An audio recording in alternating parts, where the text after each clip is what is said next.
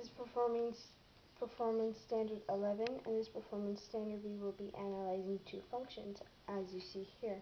To these problems, we will be graphing them, naming the type of graph they are, and naming the domain and range, the x and y intercept, the vertex if they have them, the axis of symmetry, if it is symmetric on the x and y axis and origin, and determining if the symmetric of the function is even, odd, or neither.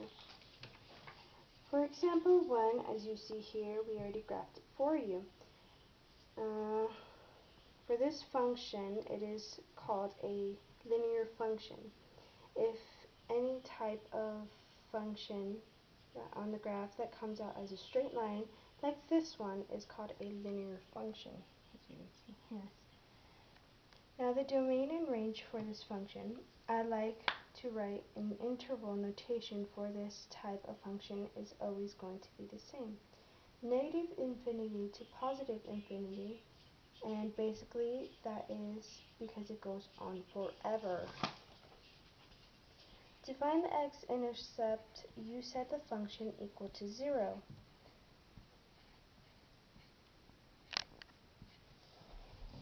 Okay, 0 equals x, 2x plus 6. Subtract 6 from both sides, which gives you negative 6 equals 2x. Divide 2x by 2 from both sides equals negative 3 equals x. X equals negative 3.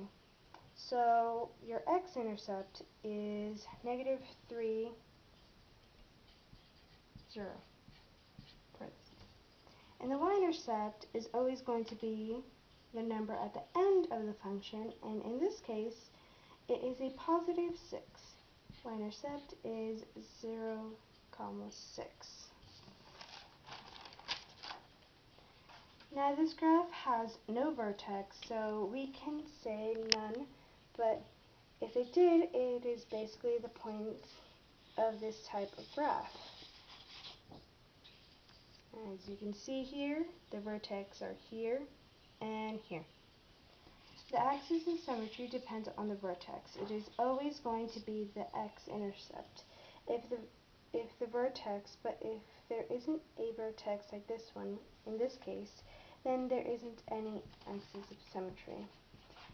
Now to see if the graph is symmetric, we are basically folding the graph on this x-axis and seeing if this line matches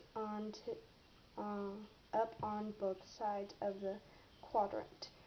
The graph, and then do the same for the y-axis. And the origin is basically seeing if the pattern is exactly the same on these two sides.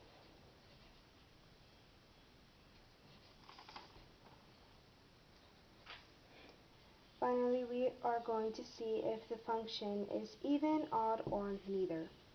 If you said yes to being symmetric on the y-axis, then it is even.